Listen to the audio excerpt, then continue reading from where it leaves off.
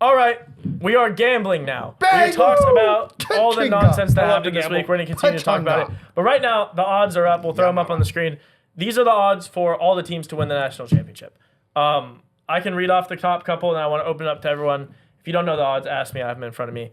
Number one odds to win, Texas plus 360. Heck 'em horns. Tied with Oregon at plus 360. Next is Georgia plus 480. A lot of questions as to whether Carson Beck will be available at all this playoffs. He's out for the Sugar Bowl, it looks like, 100%.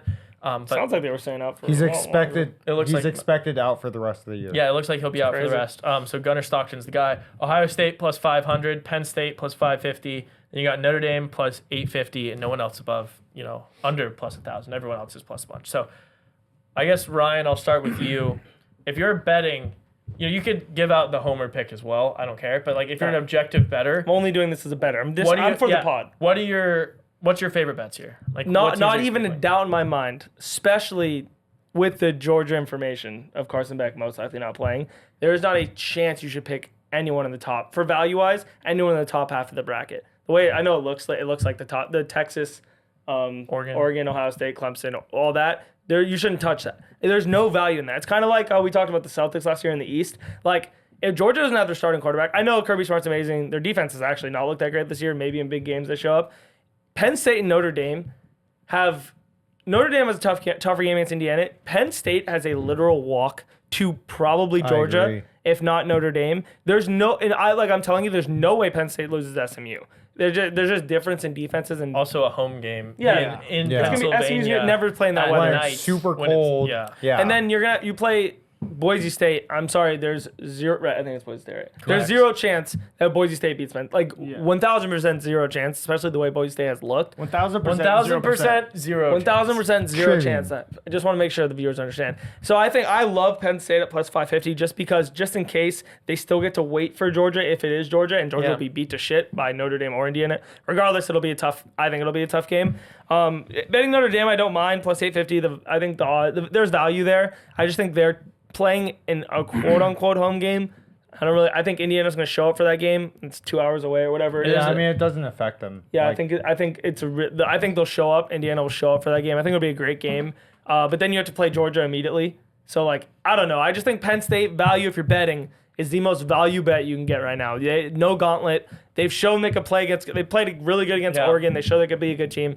I love Oregon. Yeah, I mean, I thought Oregon was good. So Penn State, I love. Yeah, so I would agree. I agree completely on the easiest route is Penn State. I'm 100% on board with that. I just can't, in good conscience, give out a Penn State at only 5.5 to 1 when James Franklin against ranked teams is literally the worst college coach ever. This guy's putting up 6-19 all-time numbers versus top 10 teams. It's unbelievable. So no, don't get me wrong. He's going to be playing ranked teams when he gets to go play, SMU in the first matchup at home and then Boise State at a neutral site. Should he win both those? Of course. But we're giving out bets to win the Natty. I think whoever they play in that semifinal game is tough, and they're not going to be favorites in that or the next one. So, but I understand a lot that they're 100%. If it wasn't Penn State, if that's literally any other transplant team, I'm all over that spot on the bracket. I still, I don't love it, but I like Georgia plus 480 just because this team can win against anyone. There are only two coaches currently active in college football who have won national championships. The answer, it's Kirby Smart and Dabo Swinney.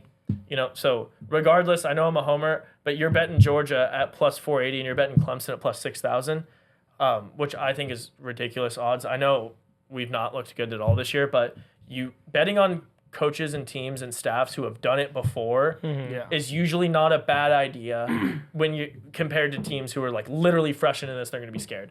So I love those two, but my favorite bet is 100% going to be, and it's sad to say, but it's Notre Dame.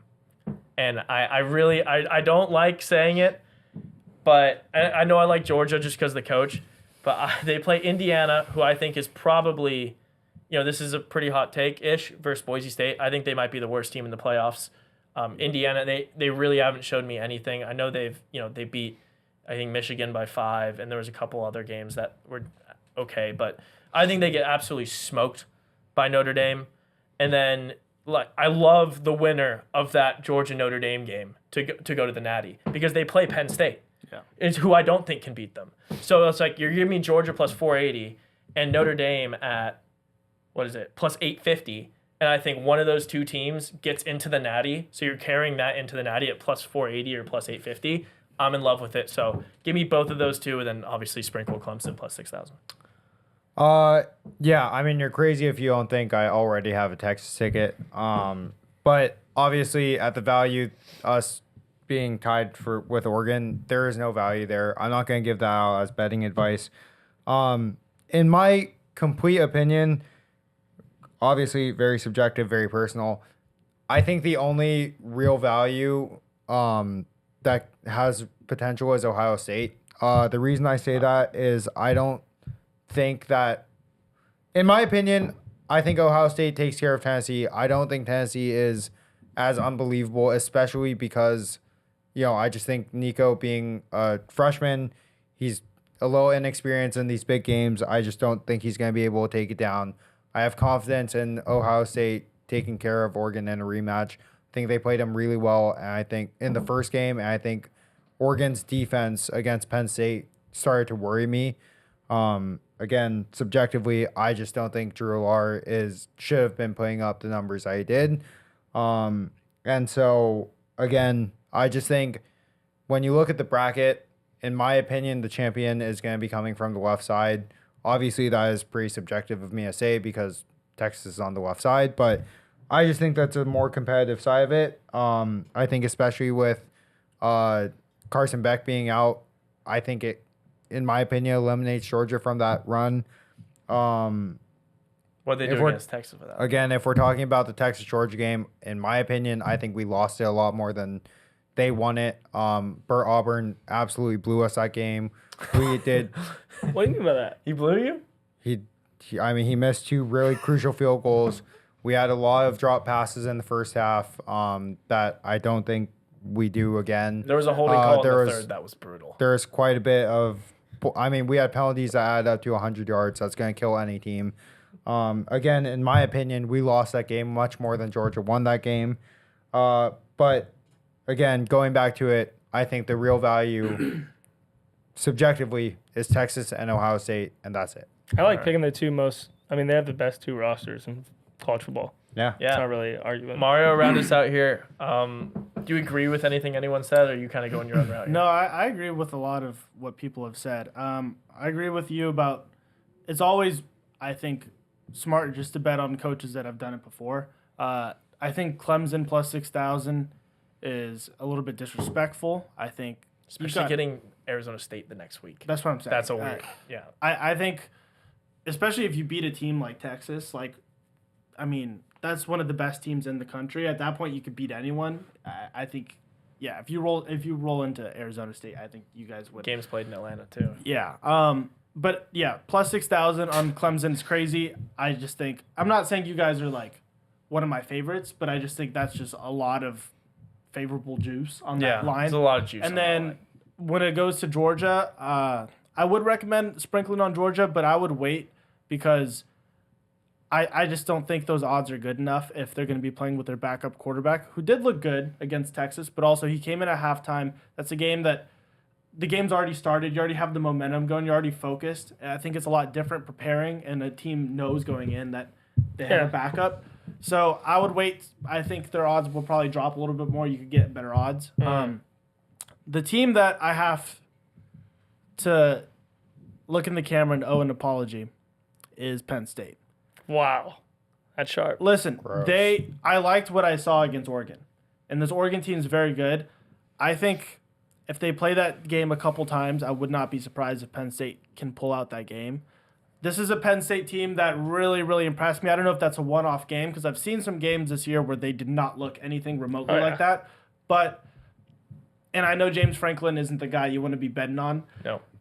But it's hard for me just that side of the bracket. It's so favorable. Yeah. I do love Penn State. I think what they showed me outweighs my hatred for Notre Dame enough to where I'll end up betting on Penn State. Now, I think from a completely non-biased perspective, what you said about Notre Dame is completely fair. And, I mean, that's great odds as well. Another team that I think is I feel like everyone's just overlooking. I'm not saying they're going to win round 1, but I think it's going to be a lot closer of a game than people realize, is Tennessee. I mean, plus 2,500. Listen, late in this season, they've been looking good.